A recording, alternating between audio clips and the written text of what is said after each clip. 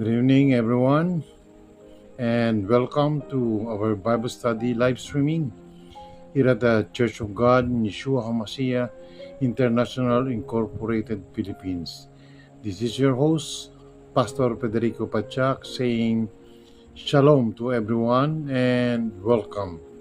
So, before we start, I would like to welcome all the members of the Church of God in Yeshua HaMashiach International Incorporated Philippines and Church of God in Yeshua HaMashiach International Incorporated UAE branches in Ajman and Dubai, to all our brothers and sisters in Christ, to all the pastors in training, ministers, and Bere student of the Middle East and Malaysia, to all our families and friends who are watching this live streaming right now.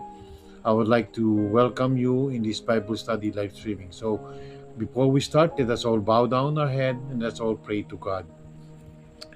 Abba Father, our Almighty God, creator of heaven and earth, we give you thanks and praise and we bless your holy name, O God, for your faithfulness, for your goodness, and for your loving kindness.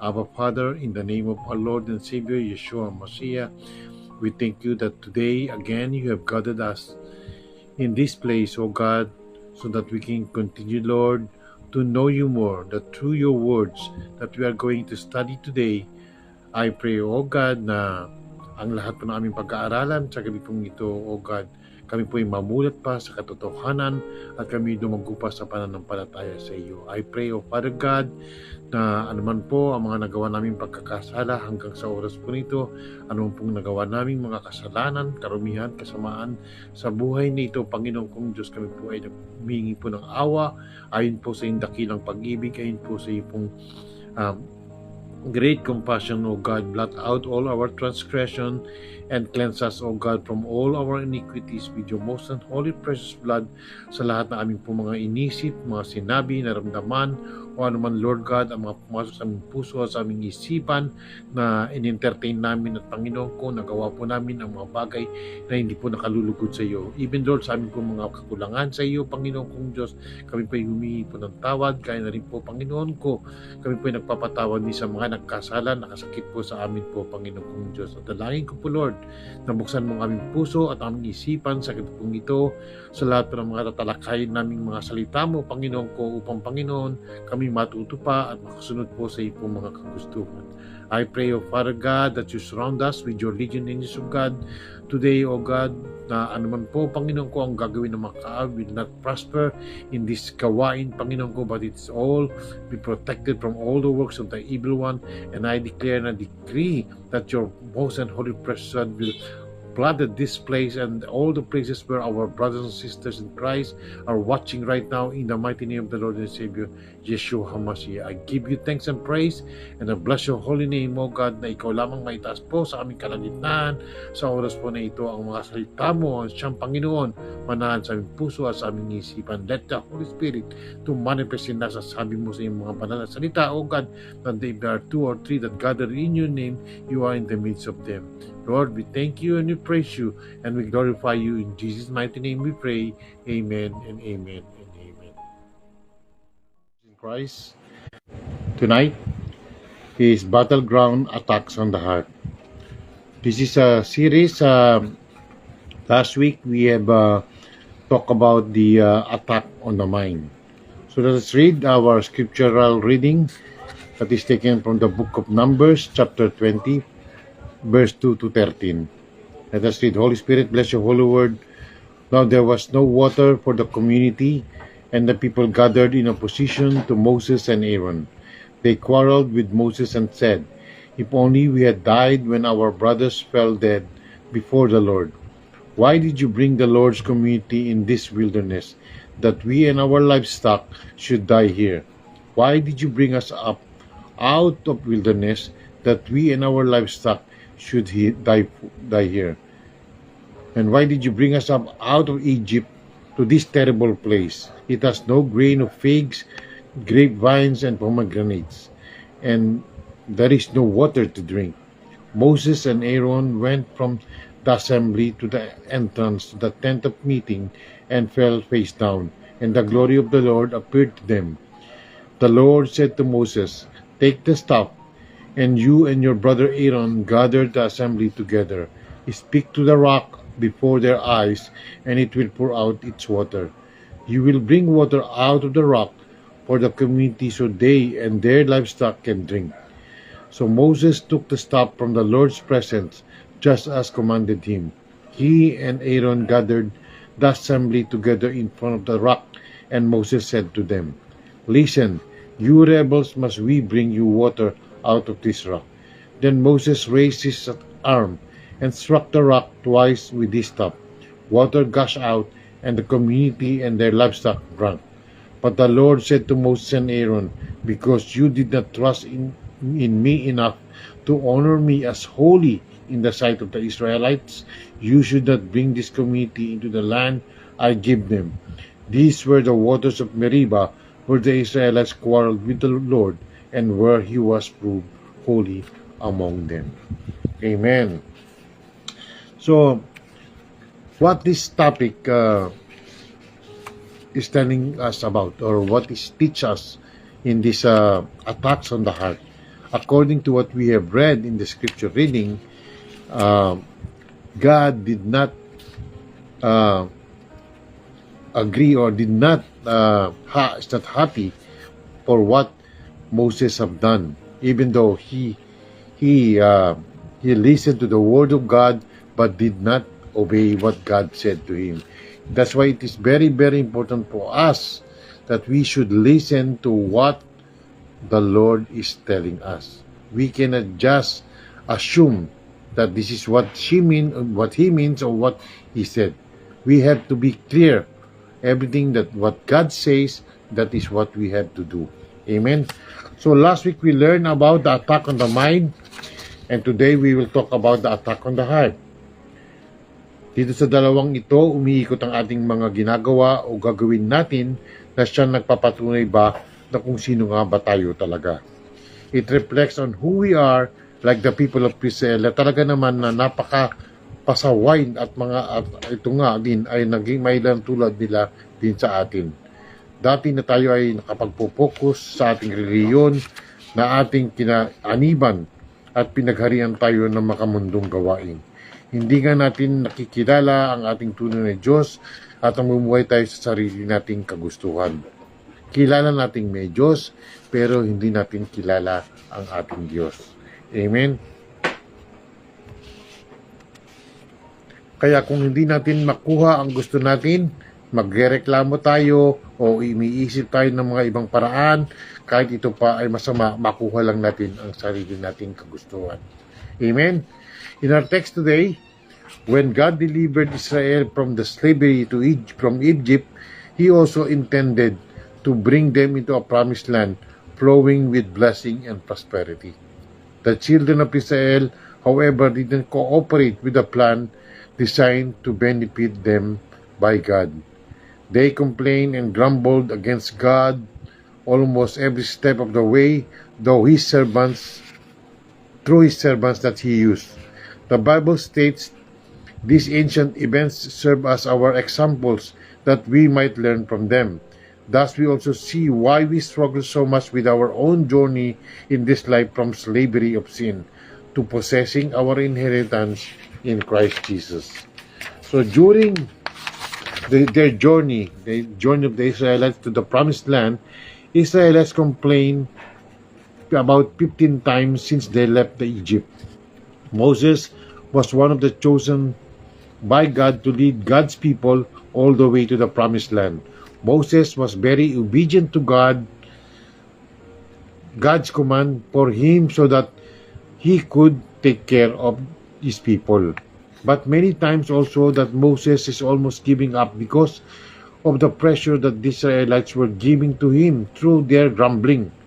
Masyado silang palareklamo, marami silang hinihingi. Dahil totoo nga naman na siyempre nandun ka sa wilderness, sa ilang ka, so wala kang masyadong makikita, wala kang masyadong pagkukuhanan ng iyong mga pangangailangan. Amen? Bakit doon sila dinala ng Diyos? Para maintindihan ng mga Israelita na meron silang Diyos na siyang magbibigay sa kanila ng kanilang mga pangangailangan. Ang kailangan lang nila ay magtiwala sa Diyos at tumawag sa Diyos. Amen.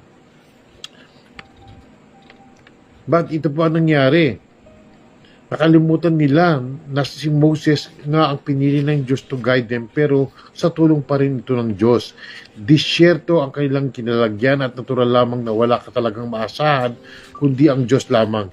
Hindi rin nila alam na ang pagrereklamo lang ito kay Moses ay sa Diyos sila mismo nagrereklamo, kaya nga inabot sila ng 40 taon to reach the promised land. And this happens during their stay in Kadesh after Miriam died, where they run out of water to drink. Sila ay sama-samang nagtipon laban kay Moses at Aaron at nakipagtalo kay Moses at sinabing, mas mabuti pa ngang nakasama na lang namin na namatay yung mga kapatid namin na namatay sa harapan ng Panginoong Diyos. At dagdag pa nila, bakit ba ninyo kami nila rito sa lugar nito upang patayin lang ba kami nakasama ng aming mga alaga? At bakit ba ninyo kami inilabas pa ng Ehipto at dinila sa disyertong ito na wala namang kahit isang buti ng pagkain o igos, ubas o bunga ng granada? At ang kasama pa ay wala pang tubig na mainom. Yan ang mga reklamo nila na siyang nag-provoke kay Moses na sumama ang loob. Naging emosyonal si Moses dahil nga sinusunod lamang naman niya ang inuutos ng Diyos para mailigtas niya ang kanyang bayan sa pagkakasakop mula sa Ehipto. Amen. So, kung sana maintindihan lang sana ng mga Israelita na kaya sila hindi kagad ibinibigay ang mga kagustuhan nila, ay ang gusto ng Panginoon ay laging magtiwala sila sa Panginoong Diyos. Amen. Hindi na lang na ang lahat ay lagi nakahatag sa iyo, pero alam naman ng Diyos ang pangangailangan natin dahil sinabi yan sa kanyang salita na He knows already what we need even before we ask. Alam na ng Diyos ito, pero gusto ng Diyos tayo po ay laging tumawag sa Kanya na siya lang ang ating ang ating maasahan sa buhay nito, dahil kung talagang wala ang Diyos, wala po tayong magagawa. Amen.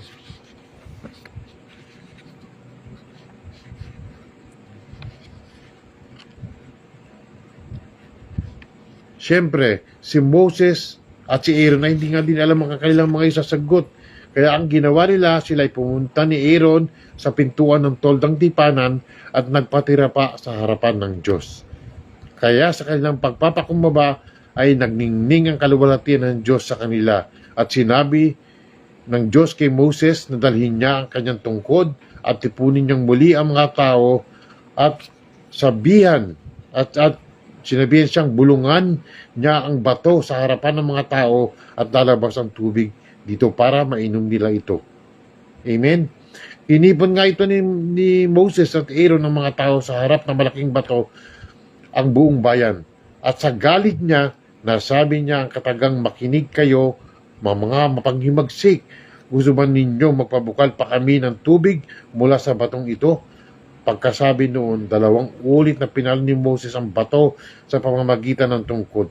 Biglang bumukal ang masaganang tubig at nakainom ang mga tao pati ang kanilang mga hayop. Natanggap nga nila ang tubig, pero nagalit naman ang Diyos sa ginawa ni Moses at ni Aaron dahil hindi nila sinunod ang sinabi ng Panginoong Diyos kung ano ang dapat gawin. Nagpadala si Moses sa kanyang emosyon at nakapagsalita siya ng mga bagay na hindi maganda sa harapan ng Diyos at ng bayang Israel. Pinagsabihan ni Yahweh sina Moses at Aaron at sabi niya, dahil kulang ang inyong pananalig sa akin na maipapakita ko sa mga Israelita na ako ay banal, hindi kayo ang magdadala sa bayang ito sa lupaing ibibigay ko sa kanila. Ang Diyos ay banal at ang mga salitang sinasabi niya ay banal. Ito ay totoo.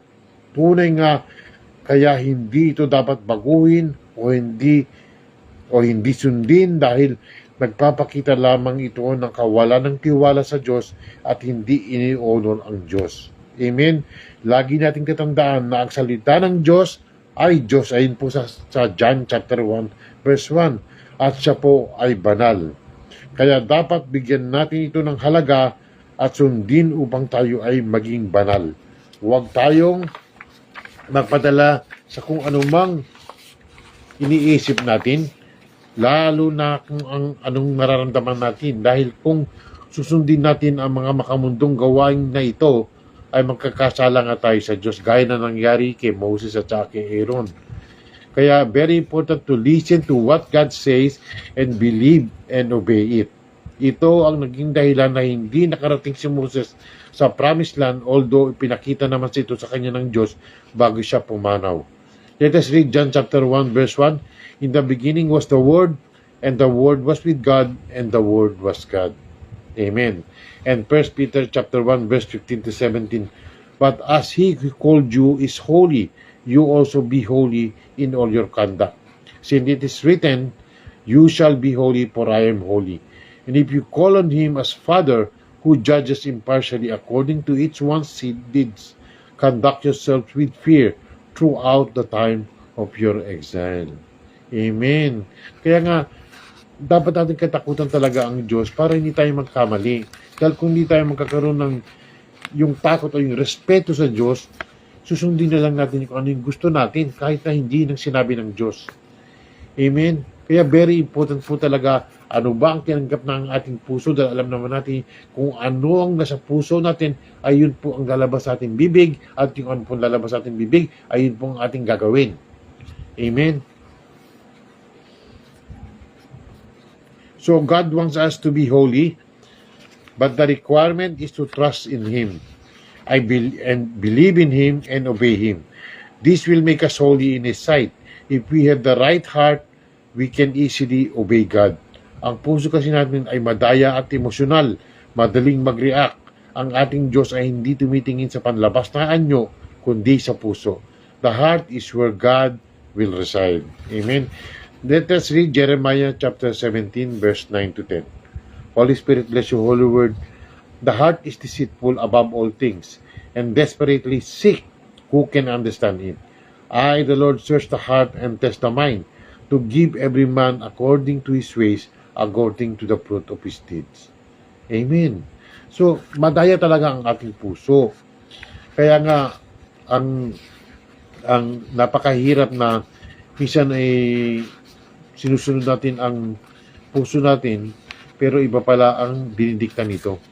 Amen. Kaya nga sa pag-ibig, maraming nagkamali ng pagpili ng kanilang magiging asawa. Amen. Dahil ang pinili ka talaga nila is yung puso, kung ano yung nakikita nila, akala nila yun ang magiging tunay na ang maging karapat-dapat na asawa nila sa habang buhay. Pero sila po ay nagkamali dahil ang tinignan nila is yung panlabas na anyo. Hindi nila tinignan ang puso na kung ano bang klaseng tao ang kanilang pong mapapangasawa. Gayun po ang Diyos. Ang Diyos po ay tumitingin sa ating puso, dahil kung malinis ang ating puso, ikaw po ay maging karapat-dapat para sa Kanya. Amen. Yan po ang tunay na relasyon. Okay, wala namang tao na gustong mag-asawa na ang kanyang asawa ay barumbado, ang kanyang magiging asawa ay kung sino-sinong lalaki na ang na pagdaanan, 'di ba? Ang gusto ng isang tao, isang lalaki o babae na ang kanyang mapapangasawa din siyempre ay malinis, maayos, mabait, mabuti, maalalahanin, 'di ba? Ganoon ang gustong mapangasawa ng bawat isa. So, huwag po tayong tumingin sa panlabas. Hindi tayo, kaya nga sinasabi ng banal na salita na ang ating Diyos ay hindi tumitingin sa panlabas na anyo, kundi sa ating puso. Amen. So we need to guard our heart, because our heart is the wellspring of life. Ito po ang bukal ng ating buhay. What is in your heart, the mouth speaks and acts. So kung may tinatago pa tayo sa puso natin ng mga grudges o anything that does not belong to God, o mga hindi tayo nakapagpatawad, hihingi natin ito ng tawad sa ating Diyos, at tayo ay dapat din pong magpatawad. Kaya po sa ating puso ay may paglalaban. There is a battle. Our heart is very, very important to us. That is why kailangan talaga natin itong bantayan at ingatan ito, at ano ba ang pinapasok natin sa ating puso. Amen. Marami tayong nakikita, marami tayong naririnig, marami tayong nalalaman. Hindi po lahat ay kailangan nating ipasok sa ating puso. Di ba? Yun lamang ang karapat dapat natin tanggapin. Kung ano ba yung tama sa harapan ng ating Panginoong Diyos, yun lang po ang kailangan natin tanggapin. Amen. Let us read Proverbs chapter 4, verse 23 to 26. Holy Spirit, bless your holy word. Watch over your heart with all diligence, for from it flow the springs of life. Put away from you a deceitful mouth, and put an devious speech far from you. Let your eyes look directly ahead, and let your gaze be fixed straight in front of you. Watch the path of your feet, and all your ways will be established. Amen.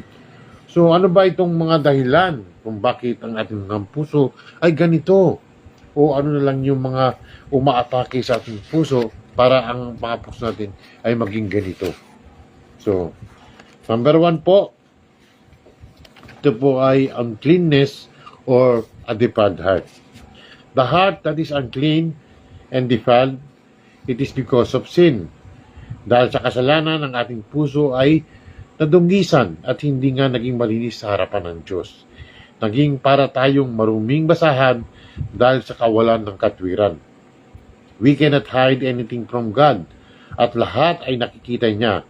Ang ating puso, ang ating isipan. Kung anong laman ng ating puso at laman ng ating isipan, siya lamang ang nakakakita. The Holy Spirit search our heart and our mind.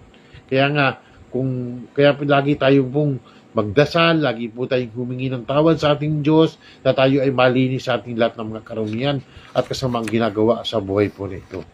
Without asking forgiveness to the Lord, then lahat po ng mga nagawa natin kasalanan, nalaman man natin o hindi, ay naroon pa rin po. Amen. Kaya alam naman natin na ang kasalanan lamang ang nagpapahiwalay sa atin sa Diyos. This is what the devil is doing to us, to attack our heart by imputing sin so that we will be unclean in the sight of God and pull us out from God. Doon pumapasok ang mga clean spirit para udyukan tayo ng udyukan na gumawa pa ng mga karumihan at kasamaan at tuloy na tayong mawalay sa ating Diyos.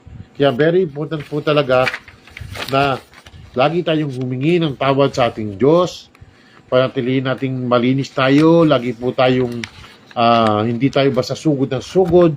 Kung may narinig tayo, pag-isipan muna natin. Pag-isipan muna natin, ano ba yung narinig natin? Ano ba yung nalaman natin? Huwag tayo basta na magre-react, basta na lang tayo magdedesisyon ng mga bagay na siyang ipapahamak po natin. Dahil kung hindi tayo hihingi ng tawad sa Diyos, ito po ang panghahawakan ng kaaway sa atin. At lalo lang dadami pa ang magiging makasalanan natin. Amen. In Isaiah chapter 64 verse 67, Holy Spirit, bless your holy word. We have all come like one who is unclean, and all our righteous deeds are like a polluted garment. It's like a filthy rags. We all fade like a leaf, and our iniquities like the wind take us away. There is no one who calls upon your name, who rouses himself to take hold of you, for you have hidden your face from us, and have made us melt in the hands of our iniquities. Dahil sa kasalanan, tinakpan ng Diyos ang kanyang muka para hindi niya makita o marinig man ang ating mga hinaing o mga pagsusumamo natin. Dahil sa kasalanan, marami tayong ginagawa nung araw, lagi nga tayo nagdarasal, pero hindi naman tayo humingi ng tawad sa Diyos. Diretso kagad ang kadalasan ng tayo ay hindi pa nakakilala sa Diyos. Diretso kagad tayo kung ano yung gusto natin sa Diyos.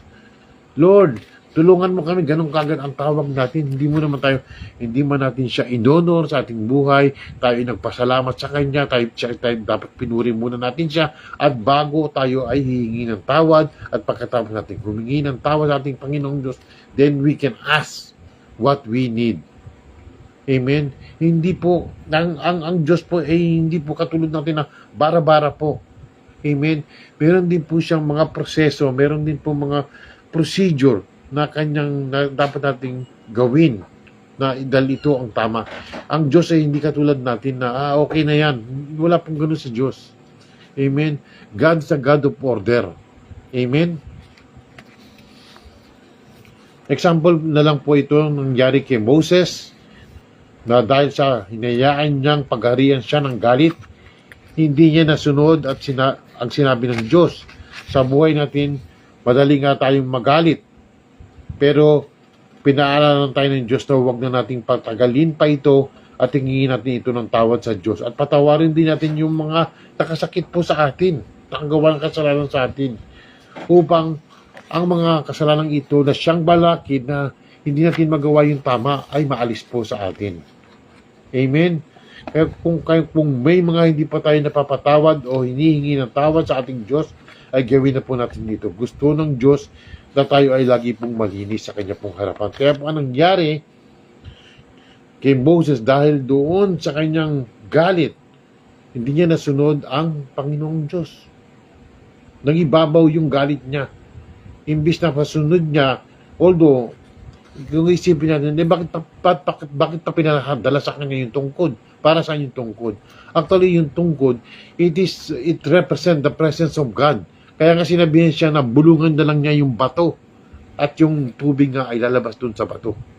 Amen? Because the presence of God is in him. Kaya nga, pag sinabi niya kung anong dapat niya sabihin, ay ang bato ay bubukas. Amen? So nakita po natin, pero hindi po ganun nangyari nga. Dahil nga siya ang pinagharian na wala po sa isipan niya yung sinabi talaga ng Diyos. Katulad din na nangyari kay Adan, na sinabihan siya, huwag niyang kainin. Ano nangyari? Nang siya'y binigyan ng kanyang asawa ng pagkain ng prutas na iyon, nakita naman niya ang kanyang asawa ay hindi namatay. So, kinain din niya. Kaya hindi pala niya alam, yung palang espiritu ang siyang namatay. Hindi yung katawan tao. Amen? So, sa ating buhay, there are so many things na dapat po nating maintindihan. Kasi ang ating Diyos ay espiritu. Amen. Although siya ay nagkatawang tao para mapakilala ang tunay na Diyos. Kaya nga sinasabi ng banal na salita, God is spirit, and His worshiper must worship Him in spirit and in truth. Amen. So ganun po ang mga proseso po ng ating Diyos. Ganun po ang mga patakaran ng Diyos. Yun po ang tama. Dahil yun po ay galing po sa Diyos. Huwag po nating isipin na, siguro ito ay okay na sa Panginoon. Huwag po, mas bigyan po natin ng importansya kung ano po ang sinabi ng ating Diyos. Amen? Kung sinabi ng Panginoong Diyos na huwag ka nang uminom, huwag ka nang uminom. Huwag mo nang patikim-tikim pa. Dahil, ang mangyayari lang sa, di ba, meron pang kanta na, dahil sa patikim-tikim, ikaw ay nalasing. So, hayaan pa ba natin ganun na malasing tayo at makagawa tayo ng mga bagay at pag nalasing tayo, more likely, wala na po tayo sa katinuan. At nagagawa na natin yung mga bagay na hindi natin dapat gawin. Amen. Inaalis lang tayo ng Diyos at tayo ay makagawa ng mga bagay na hindi kalugod-lugod sa Kanya. Amen.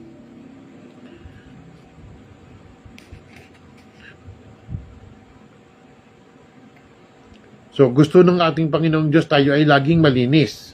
Let us read Ephesians chapter 4 verse 26. Be angry and do not sin. Do not let the sun go down on your anger. Huwag niyong hayaang manahan sa puso niyo yung galit. Dahil yun ang magiging point of entry ng kaaway at pasukan ka ng hindi mo alam na espiritu. Magulat ka na lang, bakit bigla ka na lang ganito? Hindi ka naman dati ganito. Amen. So, very important po na maintindihan natin to na hindi mo natin, kaya sinasabi ng Bible, ang kaaway, ang tunay na kaaway natin, hindi natin nakikita talaga. It's in the spiritual world. Minsan, so wag natin gayahin ang demonyo. Tayo ay sa Diyos na. Kaya iwasan na natin ang mga bagay na ito. Minsan sa galit, nakapagsasalita tayo ng mga masasamang salita o mga kademonyuhan.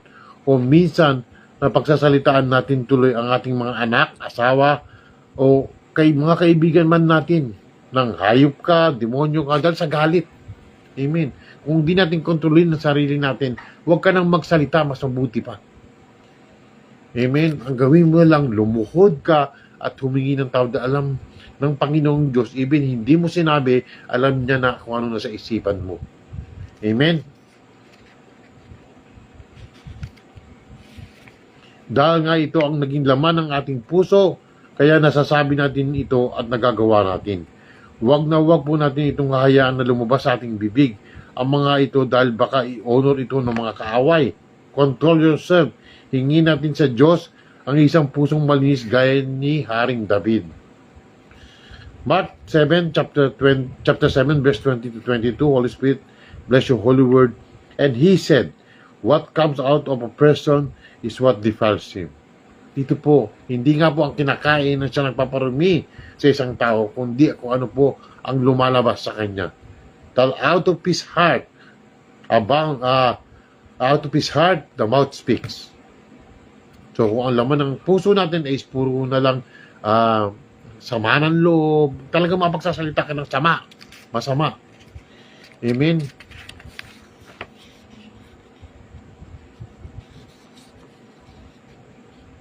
For from within, out of the heart of man come evil thoughts, sexual immorality, theft, murder, adultery, coveting, wickedness, deceit, sensuality, envy, slander, pride, and foolishness. Ito po ang lumalabas sa atin.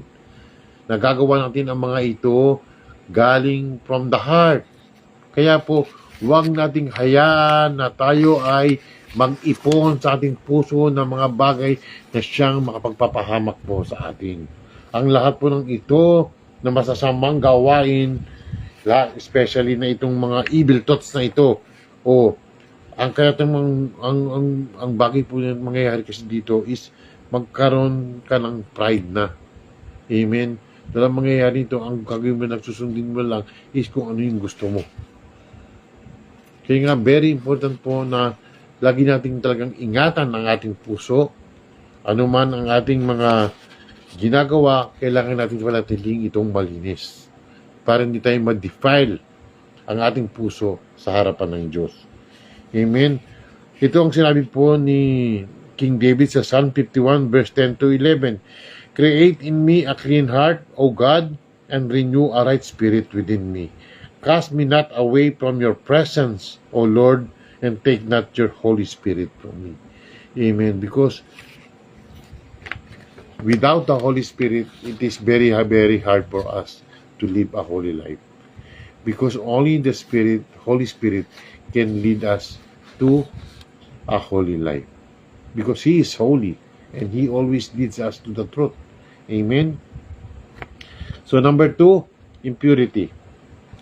Impurity means not pure, unclean, or homogeneous. It generally describes something that is contaminated, mixed with unwanted or inferior substance, or morally, ritually tainted, ruined, or spoiled. Ang mga gusto mo nang gawin kapag meron kang ganitong puso ay mga hindi ka aya-aya sa Panginoong Diyos o even sa harap ng ibang tao. Kasi hodang anong sabihin nila, basta para sa iyo, ito ay gusto mong gawin. Amen. Ang puso at isipan ay pinagharian na ng kasamaan. Kaya maging maraming broken family sa atin, maraming iniwang pamilya at mga anak, at karamihan ay lumaki din ng ganito dahil sa hindi nagabayan ng mga magulang. So, anong sabi ng Biblia?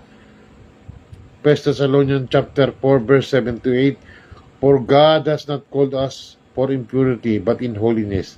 Therefore, whoever disregards this, disregards not man, but God, who gives His Holy Spirit to you. Amen. So, ang mga nagdi-disregard sa mga bagay po na ito, ay inaayawan niya ang banal na Espiritu. Amen. Binigyan ka ng banal na Espiritu to guide you, to direct you, to teach you, to help you.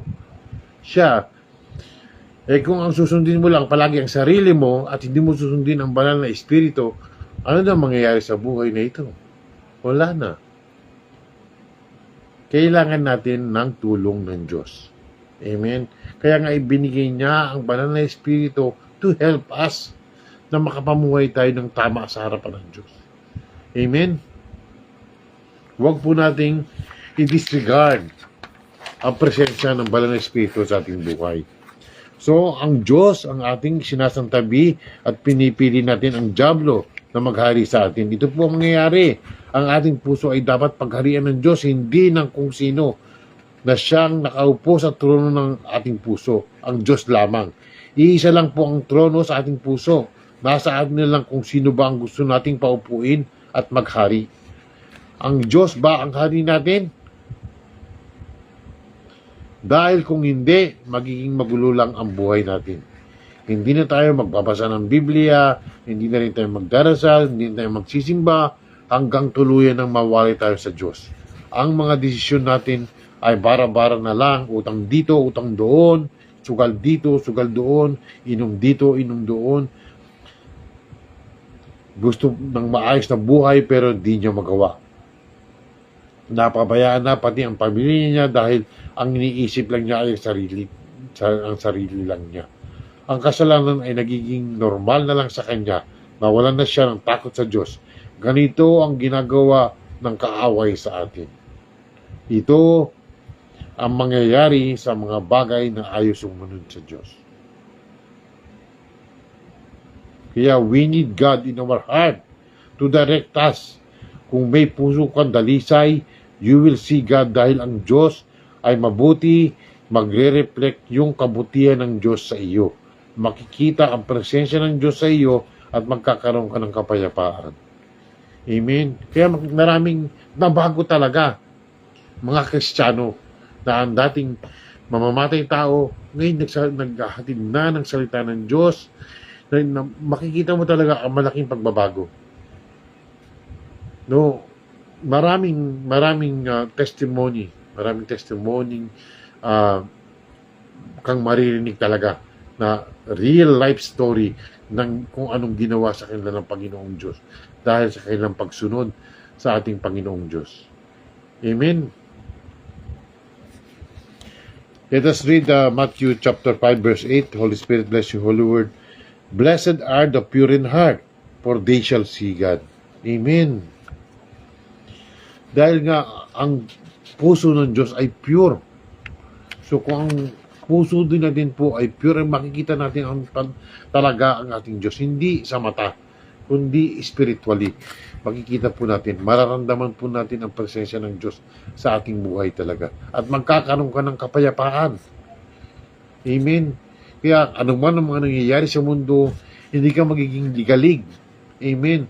Ang magiging takbo ng gagawin mo is luluhod ka at tatawag ka sa Diyos, magdarasal ka.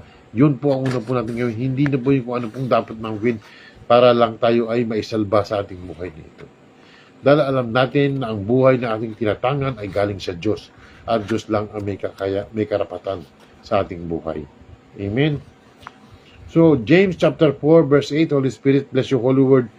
Draw near to God, and He will draw near to you.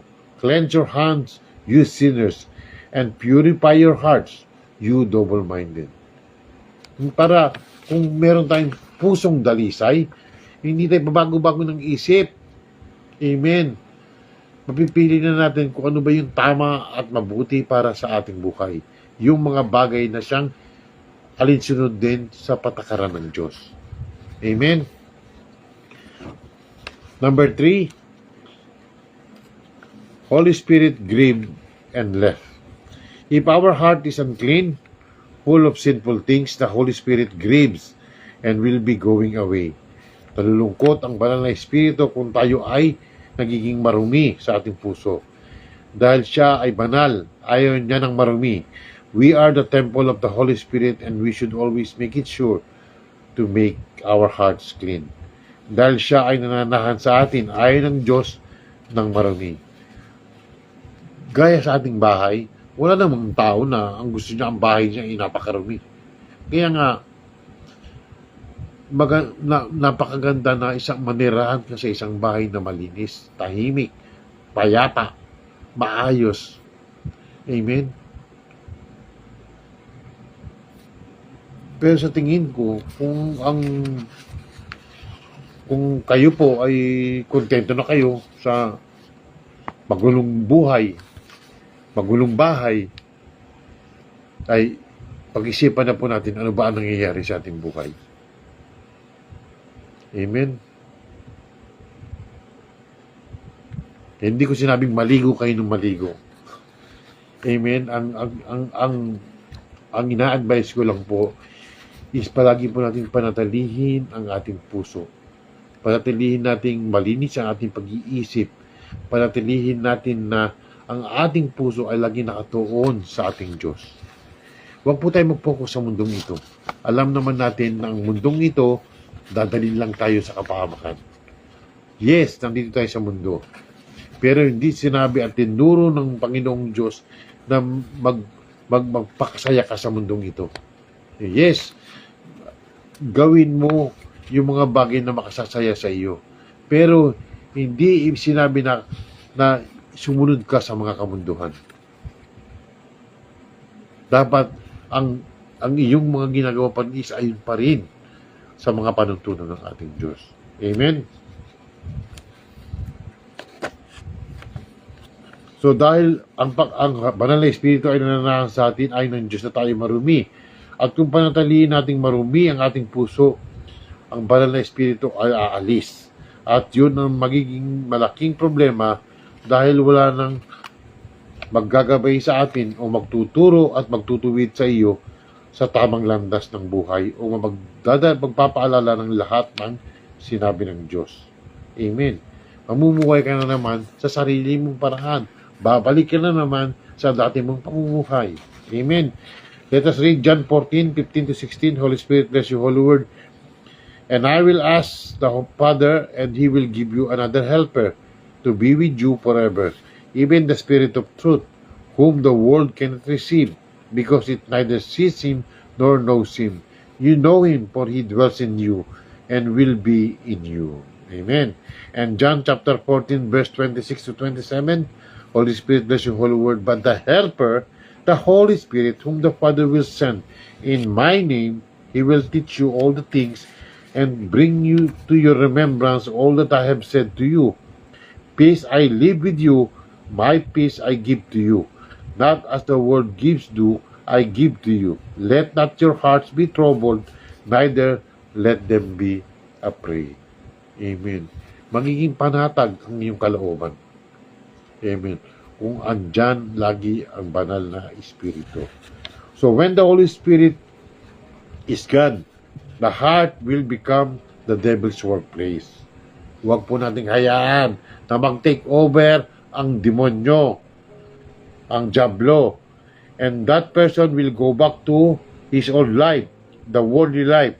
Even the faith that he received will also be taken away from him. His heart became hard as stone or rock, become very proud, and will be disconnected from God. The Holy Spirit is the one that will help us to purify our hearts and seal us for our redemption on the day that the Lord will come back. Amen. Let us read Ephesians chapter 4, verse 30. Holy Spirit, bless you, Holy Word, and do not grieve the Holy Spirit of God, by whom you were sealed for the day of redemption. It is why we should not let the Holy Spirit grieve, for He is our seal for the day of redemption. He is the one that will testify that we are children of God. So, kung umalis na ang banal na Espiritu, sino pang mag-testify na ikaw ay anak ng Diyos, na ikaw ay para sa Diyos? Wala po. Amen? So, Romans chapter 8, verse 16, Holy Spirit, bless your Holy Word. The Spirit Himself bears witness with our spirit that we are children of God. Amen. Ang banal na Espiritu rin ang nagpapalaya sa atin sa batas ng kasalanan at kamatayan. He is the one that convicts us not to do the sinful things. He is the one that helps us to be clean, to be holy, to be truthful, because God is holy. And the Holy Spirit is holy until the day that the Lord comes and be with God eternally. Amen. Kaya very important po talaga na huwag tayong gumawa ng mga bagay na hindi magugustuhan ng banal na Espiritu. Amen. Anong sabi dahil nga tayo ay templo ng Diyos, huwag po nating sirain ang ating katawan na isang templo ng Diyos. Yung sinasabi po sa Matthew na sa batong ito ay tatayo ko ang aking iglesia. Ang iglesia pong tinutukoy doon ay tayo po, hindi po yun bahay-sambahan. Tayo po na sa batong yun, ang bato, ang tinuturing na bato, ang rock, ay ang Panginoong Diyos, siya magiging pundasyon. Even ang demonyo, ang diablo, ay hindi kaya itong tibagin. Yun po ang ibig sabihin po nung yun. Hindi po pinagmamalaki nyo dahil yan po ang sinasabi sa Biblia na ito po ang iglesyang itineo ng Panginoong Yesus. Wala naman nakasulat kung anong pangalan ng iglesia. Amen? Tayo po ang iglesia. Tayo po ang templo ng ating Diyos. Ang gusto ng Diyos ay palaging malinis ang kanyang bahay. Amen? Kaya panatilihin din natin na ang ating puso ay malinis sa kanyang harapan. Amen? So number 4, deceitfulness. Deceitfulness is being untruthful, dishonest. In the Bible, deceitful, often translated from the Hebrew mirma, and in the Greek, dolos or planao, refers to the intentional act of misrepresenting the truth, leading others astray, or being inherently untrustworthy. It stands in complete opposition of God's nature, which is rooted in absolute truth and faithfulness. Let us read Jeremiah chapter 17, verse 9 to 10. Holy Spirit, bless your holy word. The heart is deceitful above all things and desperately sick. Who can understand it? I, the Lord, search the heart and test the mind, to give every man according to his ways, according to the fruit of his deeds. Amen. Ang taong deceitful ay puro kabaligtaran ang nasa puso at isipan. Ang tama ay ginagawang mali at ang mali ay ginagawang tama. Ang katotohanan ay gagawing kasinungalingan at ang kasinungalingan ay gagawing katotohanan. At ito nga ang nangyayari sa ating bansa ngayon. Marami ang naniniwala sa kasinungalingan kahit na ang katotohanan ay nakalatag na sa kanilang harapan. Dahil na rin sa pagkagahaman at kapangyarihan ng mga taong ito sa salapi at sa salapi, ito po ay mga nagawa nila, ang mga bagay na hindi kaaya-aya sa harapan ng Diyos. Amen. Dahil nga ang puso nila ay puro na lang kasinungalingan na walang na ng katapatan sa tungkulin nilang sinumpaan na maglingkod sa bayan, at nagawa nila ang bagay na mali na sa tingin nila ay tama, na pagnakawan ang kaban ng bayan. Mandaya na ang kanilang mga bibig, pilit na itinatama ang mali, even ang mga alagad ng Diyos ay nangyayari din ito, at nadadaya rin sila sa sariling kaisipan. Nagbigay ng maling hula at maraming naniwala sa malaking pananagutan ito sa Diyos. Kung ikaw ay nagbibigay ng maling hula, dapat po natin pag-isipan po ito. Hindi po ito salita ng tao. Ang hulang ating ibinabahagi sa ating mga kapatid, sa ibang tao, ay kailangan po galing po sa Diyos. Kung hindi po galing sa Diyos, huwag po nating ibuka ang ating bibig. Amen? Huwag po tayo padaya kung nasa isipan natin. Search our hearts. Ano bang nagawa natin? Baka may nagawa tayong pagkakasala, o baka tayo ay yumabang at yung nga, tayo ay napasukan dahil sa ating kayabangan. Dahil nga, minsan na overwhelm tayo masyado na ang mga pinoprophesy natin ay marami ang naniniwala at totoo.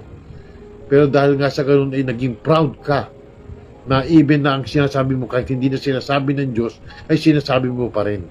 Kaya nga very important po talaga itong ating mga ginagawa. Bago po tayo magsalita, bago po tayo gumawa ng bagay, kailangan po talaga nating manalangin sa ating Diyos. Let God speaks into our heart. Kung meron tayong nagawang kasalanan, humingi tayo ng tawad sa ating Diyos. Kung meron tayong hindi pinatawad, magpatawad po tayo. Amen. Kailangan lagi po tayong malinis na humarap sa Diyos. Amen. Dalang Diyos ay banal nga po. Nakita po natin si Moses nung umakyat siya doon sa Mount of Sinai to get the tablet, the 2 stones. Di ba sinabihan siya ng Panginoong Diyos na humarin ang kanyang sandalyas because that place is a holy ground. Kaya nga, very important po na tayo umarap sa ating Diyos. Kailangan lagi po tayong malinis, lagi po tayong magdasal, humingi ng tawad sa ating Panginoon. Ang Panginoon ng ating Diyos ay very faithful po. He is faithful to forgive us from all our sins. Amen?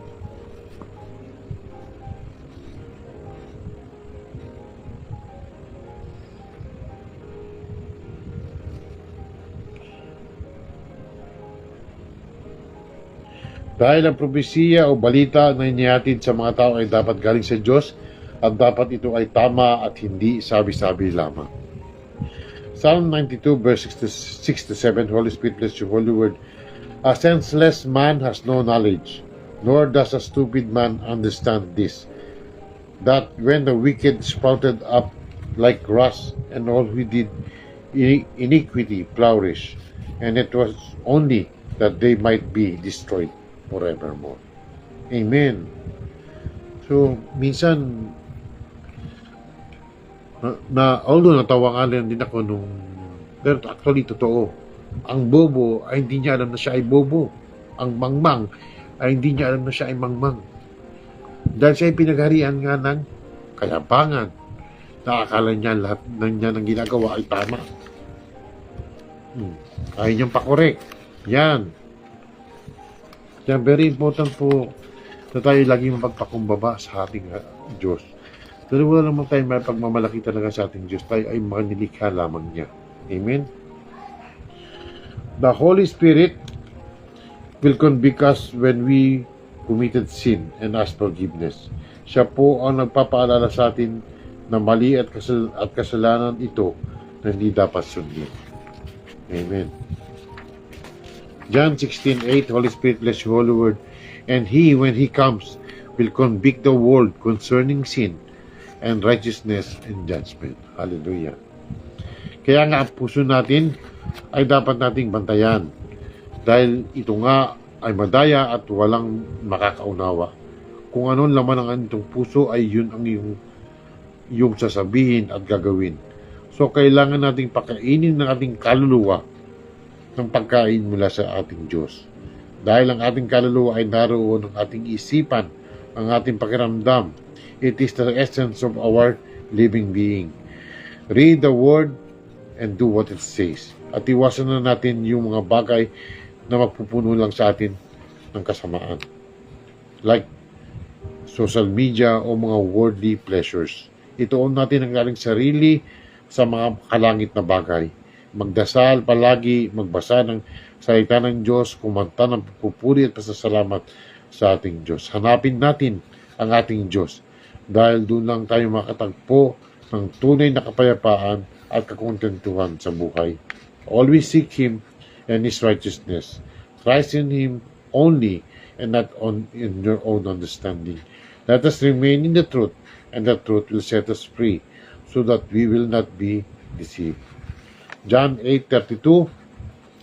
So Jesus said to the Jews who had believed in Him, if you abide in my word, you are truly my disciples, and you will know the truth, and the truth will set you free. The devil is the father of lies, and there is no truth in him. Amen. Number 5, unbelief.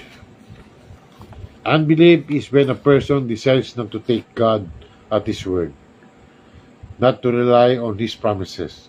It is not that you cannot believe, but rather you will not believe. For this is a decision you have to make for yourself, to be willing to believe. The person with unbelief has a hardened heart.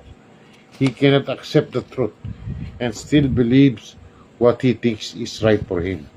This is what happened to the Israelites after they have been taken out from the slavery in Egypt. They grumbled a lot, for they do not trust God, and they do not believe that God can take care of them, their needs. They did not put their trust in God and pray, but instead they're focused on what they needs. That is why some of them said that it's better to be in Egypt, where we can eat meat.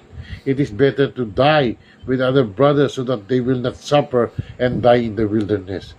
Doon sa dagat na pula ay nagreklamo na sila na wala silang mapuntahan dahil may dagat at nakita nilang paparating ang mga Ehipsyo para sila ay lusubin.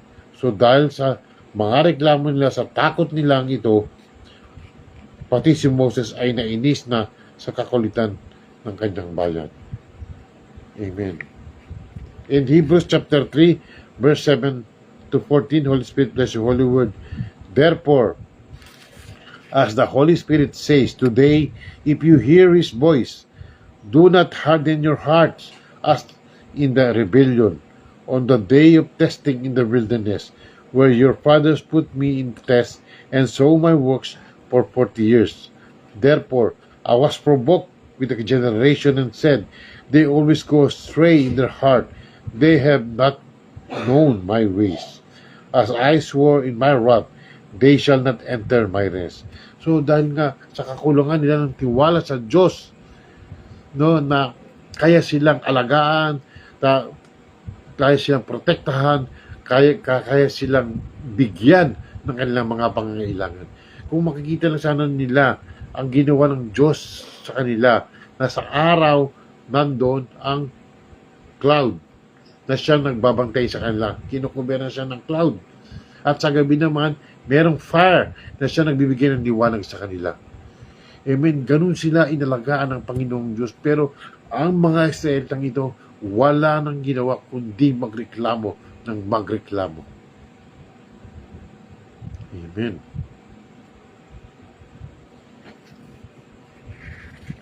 Kaya nga sinabi ng ating Panginoong Diyos, they shall not enter my rest.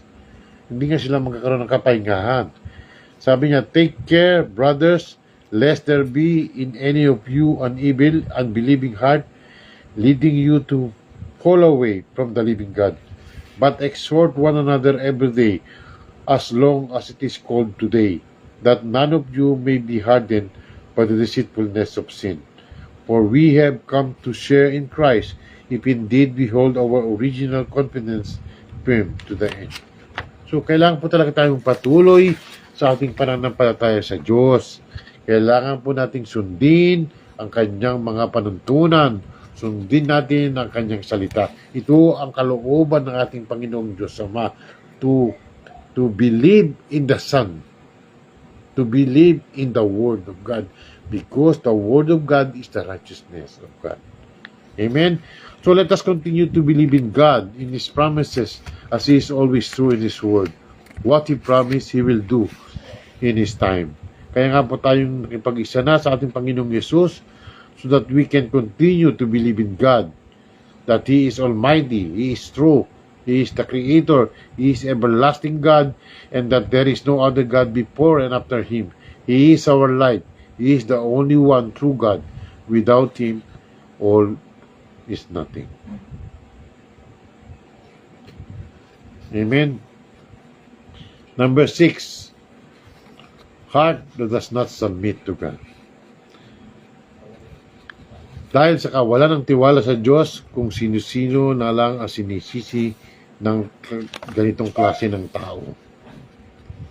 At sinisisi niya pati ang Diyos pag siya po ay dumaan na sa malaking mga problema.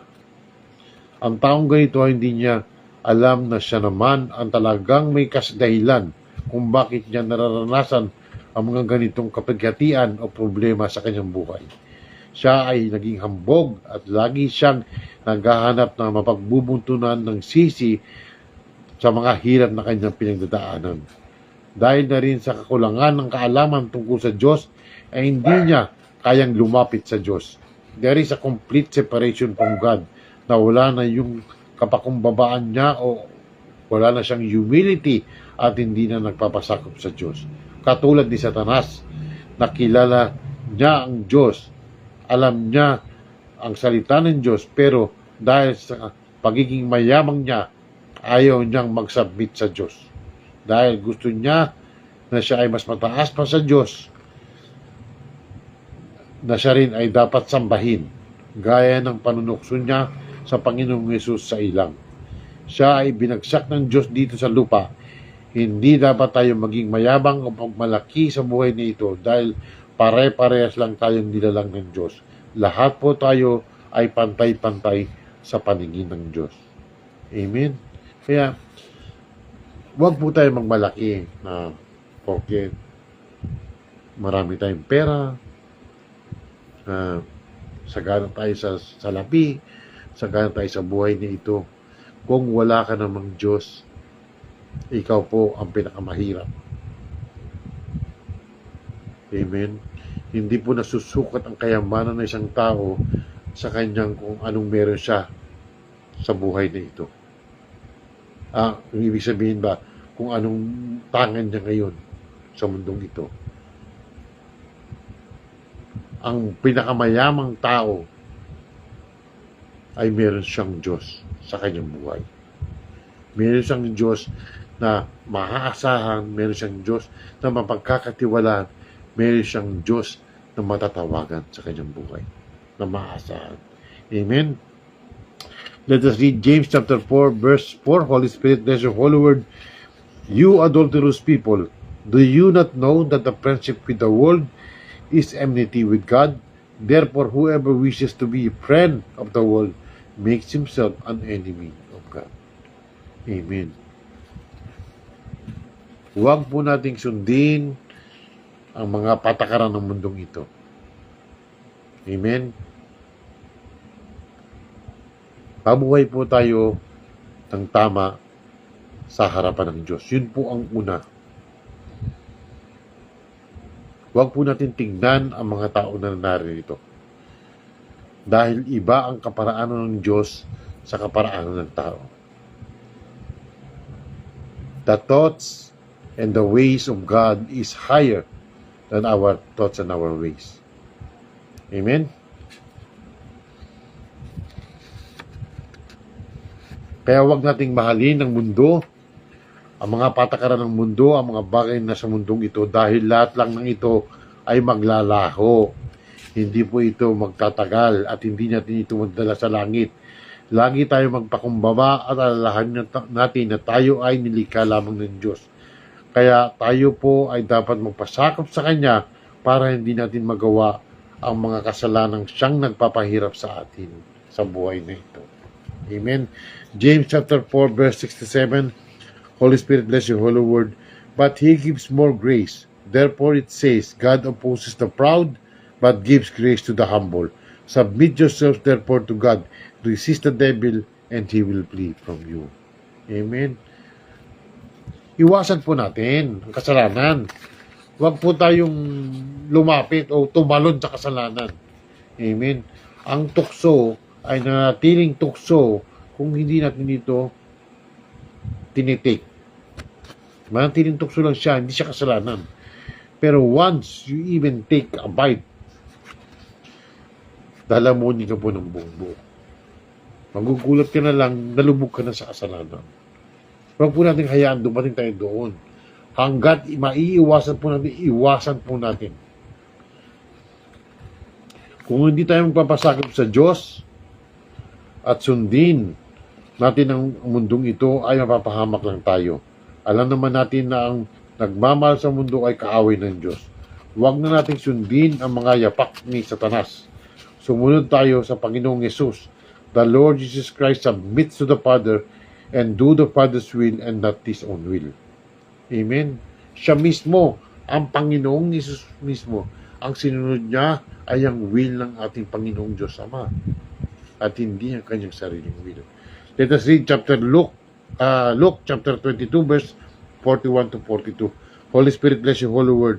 And he withdrew from them about a stone's throw and knelt down and prayed, saying, Father, if you are willing, remove this cup from me. Nevertheless, not my will, but yours be done. Amen.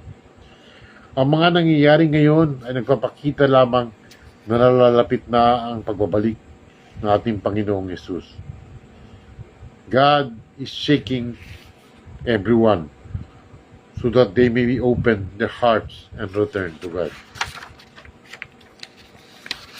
Kaya kita natin maraming mga earthquakes, mga wars, mga calamities. Sobrang gulo na talaga ng mundo.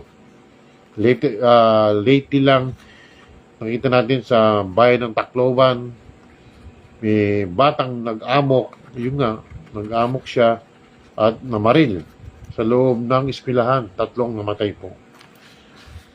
Hindi naman siya terorista po. Pero dahil nga siya nga ay pinamahayan ng galit dahil nga sa pagbubuli sa kanya ng mga kanyang mga kaeskwela, doon nabuo ang kanyang balak na gumanti. At yun nga, hindi niya siguro na balak itong patayin, but nawala na siya sa katinuan, sa kaisipan na ang pagpatay ay hindi nga po tama. Amen? So, we have to be aware sa ating pong mga ginagawa po. Lagi po tayong maging pagmatsyag sa ating paligid.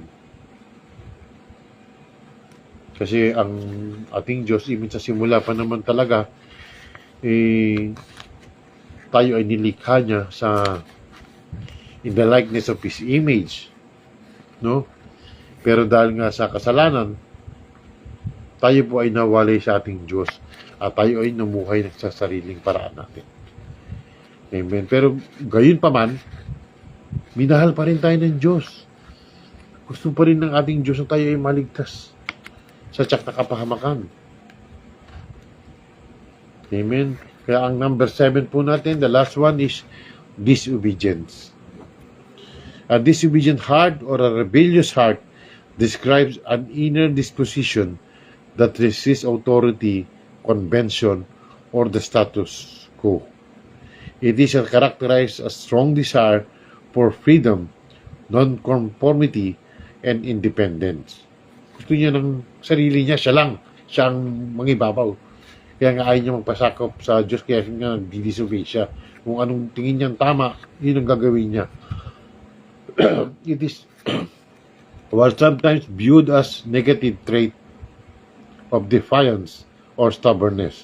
It can also represent a brave, fiercely independent spirit. We know that in the beginning, when Adam and Eve committed sin against God, man was separated from His presence. The robe of righteousness was removed from them because of the sin of disobedience. Adam did not obey the command of God not to eat the fruit of the tree of knowledge of good and evil. The same as what happened to Moses, which we have heard from our scriptural verse. Moses committed sin of disobedience when he did not obey the word of God. So because of anger, he hit the rock with his staff, and the water came out, but he disobeyed God to speak to the rock.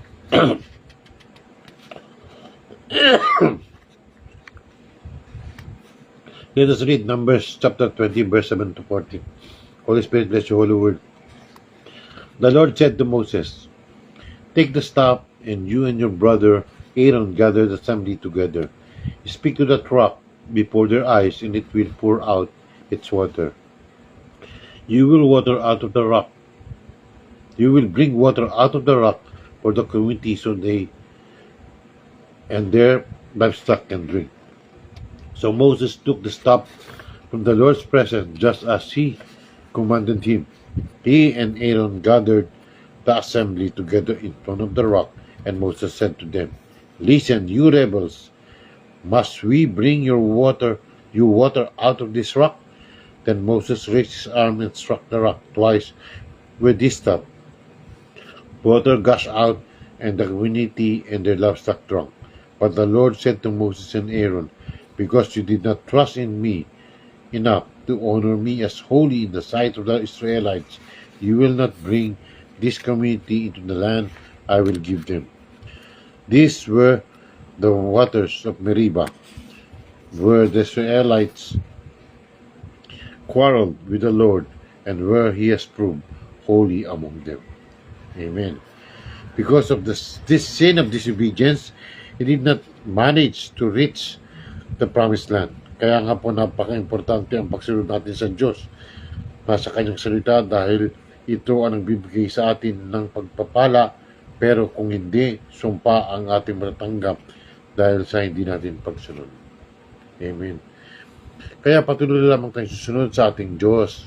Pag po tayo mag-disobey, dahil ang pag-obey natin sa ating Panginoong Diyos ang magdadala sa atin, tayo makarating doon sa ipinangako ng Diyos na makasama natin siya sa buhay na walang hanggan.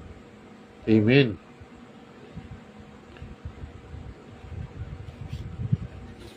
Inaatake tayo ng kaaway para hindi tayo makasunod sa Diyos at tanggapin ang kaukulang parusa. Being obedient is a sign of believing in what someone says. Kaya nga dahil sa ating paniniwala sa Diyos, ay sinusunod natin siya, at ito ay naghahatid sa atin sa buhay na walang hanggan. Kung puso natin ay masunurin sa Diyos, tayo po ay makakaiwas sa kasalanan na ang hatid lamang ay kamatayan. Amen. Ano ba ang sabi ng Biblia? John chapter 3 verse 16 to 18. Holy Spirit, bless your holy word. For God so loved the world that He gave His only Son, that whoever believes in Him should not perish but have eternal life. So you will only have eternal life when you believe. But not only believing must be followed by works. You must do what you believe. Amen? Ito pa sabi niya sa 17, "For God did not send His Son into the world to condemn the world, but in order that the world might be saved through Him." Hindi po tayo maliligtas kung hindi po tayo susunod sa ating Panginoong Yesus. Kung hindi po tayo susunod sa Kanyang salita. Amen? And verse 18, "Whoever believes in Him is not condemned, but whoever does not believe is condemned already, because he has not believed in the name of the Son of God." Amen. Hindi nga, importante po talaga nating hindi lamang tayo naniwala, but tayo po ay sumunod sa ating pinaniniwalaan. Ang ating pinaniniwalaan ay ang Panginoong Yesus, ang salita ng Diyos. Amen. Dahil sa uncleanness, impurity, Holy Spirit grieves, deceitfulness, unbelief, heart that does not submit to God, and ang huli nga po itong disobedience, there is attack in the heart. Disobedience leads to rebellion, and rebellion leads to witchcraft, and witchcraft to idolatry, and then spiritual death. Amen. So kung hindi po tayo susunod sa ating Diyos, it's only nagpapakita lang tayo nagre-rebel sa ating Panginoong Diyos. At dahil tayo nagre-rebel sa ating Panginoong Diyos, mauuwi po tayo sa pagiging tinatawag po na witchcraft. Why? Because nagkakaroon po ng curse. Di ba? Ang hindi pagsunod natin sa Panginoong Diyos ay merong kaakibat na curses. May sumpa po. Amen. At pagkatapos po, ito po ay mauuwi lamang sa idolatry. At tapos ng idolatry, ay spiritual death. Amen. Idolatry is not just about images, but everything you replace God in your heart. Ano ba ang nasa puso mo? Ano ba ang mas mahalaga sa atin? Yun ang dapat po ang nakaupo sa ating puso. Amen.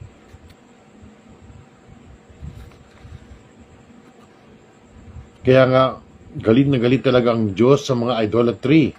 Maraming sakuna na ang nangyayari at hinahayaan ng Diyos ito mangyari, pero bulag talaga ang maraming tao at ayaw sumunod sa utos ng Diyos. Lalo na yung mga sari-saring tradisyon na ginagawa ng tao taon-taon. Dahil nga sa pinagpalit nila ang Diyos sa mga nilikha lamang. Galit ang Diyos. Ang Diyos ay seloso, ang sabi ng Biblia. God is a jealous God. Kaya nga, importante po na siya muna ang ating unahin po.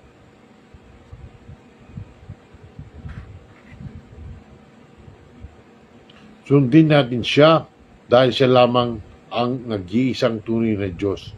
Siya lamang ang nakakaalam ng lahat upang hindi tayo magkasala. Kaya nga po, dumating ang anak ng Diyos para ipakilala sa atin ang hindi nakikitang Diyos at magbago tayo sa buhay na ito. Amen? Hindi sinugo ang Panginoong Yesus dito para magdala ng relihiyon. Hindi po. Siya po ay sinugo ng Panginoong Diyos para makilala natin kung sino ba itong Diyos na lumikha ng langit at lupa.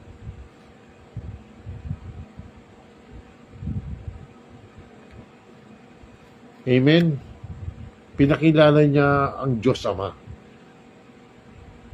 Kapag papakilala na iyon, kung makilala talaga natin ang ating Diyos, tayo po ay mababago sa ating kaisipan, sa ating pong mga nalaman, na katotohanan. Yung mga bagay na ating ginagawa noon, na tayo ay pinagharian, hindi na natin magagawa. Dahil ito ay maling pamumuhay talaga. Mali, mali talaga sa harapan ng ating Diyos.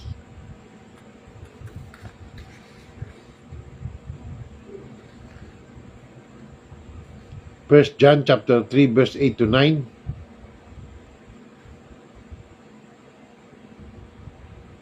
Holy Spirit, bless your holy word. Whoever makes a practice of sinning is of the devil, for the devil has been sinning from the beginning. The reason the Son of God appeared was to destroy the works of the devil.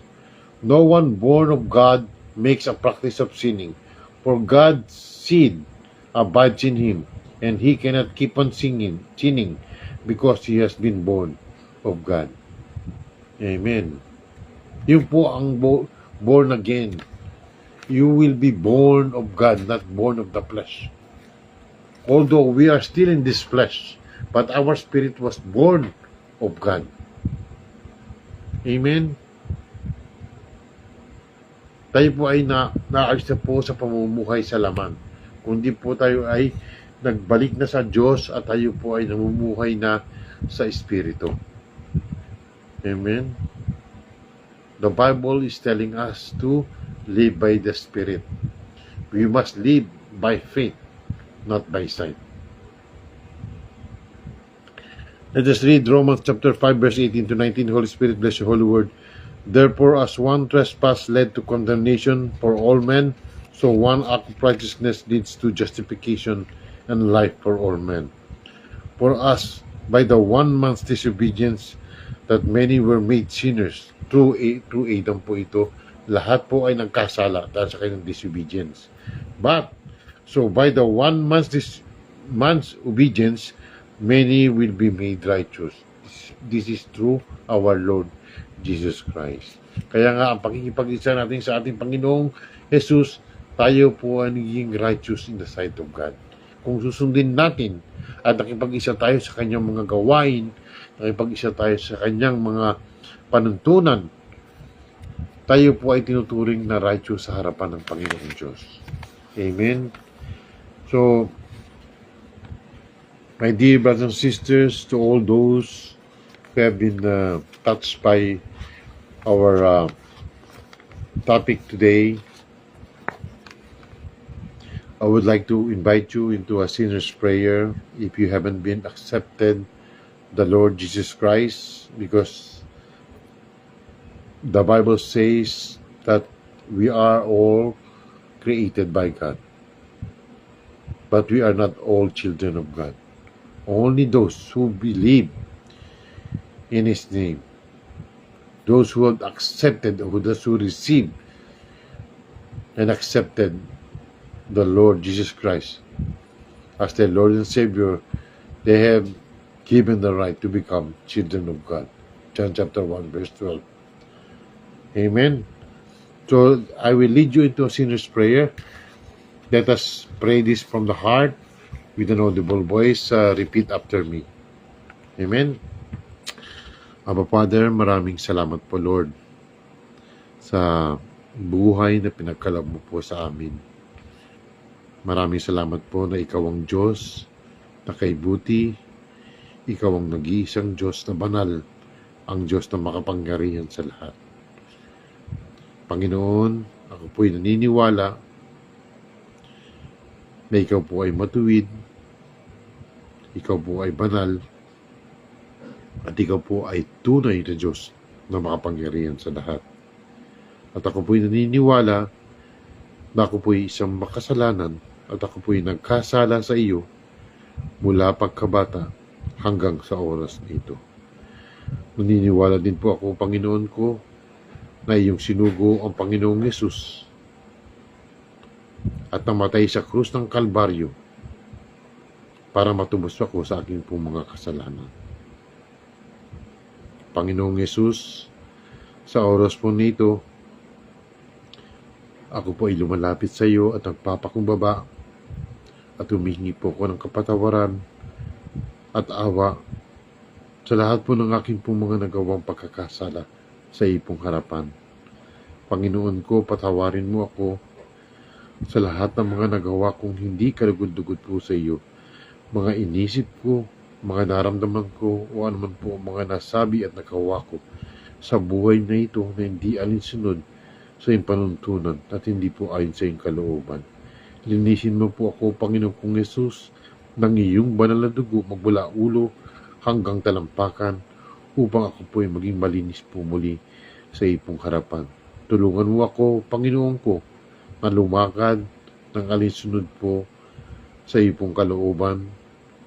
Ituro mo ang daan na dapat kong lakaran, Panginoon ko, na ako ay makapamukay ng may kabanalan. Panginoon ko, isulat mo po ang aking pangalan sa aklat ng buhay upang sa iyong muling pagbabalik, ikaw po ay aking makasama sa buhay na walang hanggan.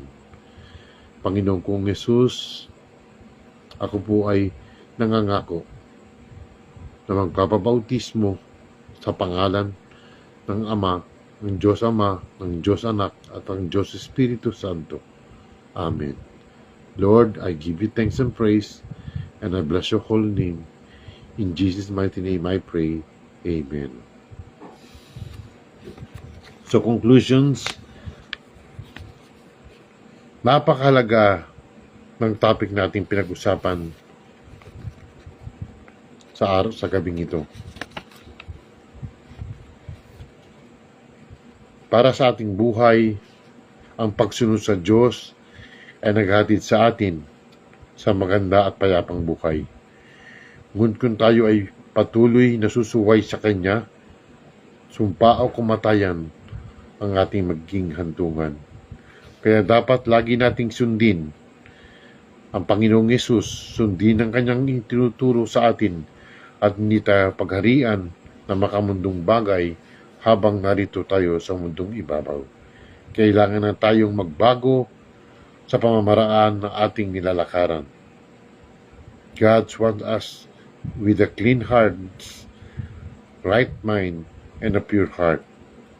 Only through Yeshua that we can find life. Without Him, there is no life. John chapter 14, verse 6. Holy Spirit, bless your holy word. Jesus said to him, I am the way, the truth, and the life. No one comes to the Father except through me. Amen. And the last one, Proverbs 4:23 to 26. Holy Spirit, bless your holy word. Watch over your heart with all diligence, for from it flow the springs of life. Put away from you a deceitful mouth, and put devious speech far from you. Let your eyes look directly ahead, and let your gaze be fixed straight in front of you. Watch the path of your feet, and all your ways will be established. Amen. So let us pray. Our Father, we thank you and we praise you, O God, that today you have reminded us of how really important, O God, to have a pure heart, a clean heart, a heart that is submitted to you, Lord. Because without submission, O God, we cannot follow you, we cannot obey you, and we cannot trust you. Father God in heaven, thank you for this word of life, this word that gives us strength, O God, to continue to walk with you into your path of the righteousness. I pray, O Father God, that you continue, Lord, to bless each and every one of us, that may your will be done in each and everyone's life. I pray, O Father, that you continue to purify our hearts, O God, and let your Holy Spirit, O God, to continue to direct us, to help us, to empower us to do the things that you want us to do. In the mighty name of the Lord and Savior, Yeshua HaMashiach, I pray. Amen and amen. So my dear brothers and sisters, let us continue to walk with the Lord. Let us always watch our heart and our mind. Amen. Always pray. Always read the Bible. And always trust God and be faithful to Him. Amen. Ciao. God bless us all.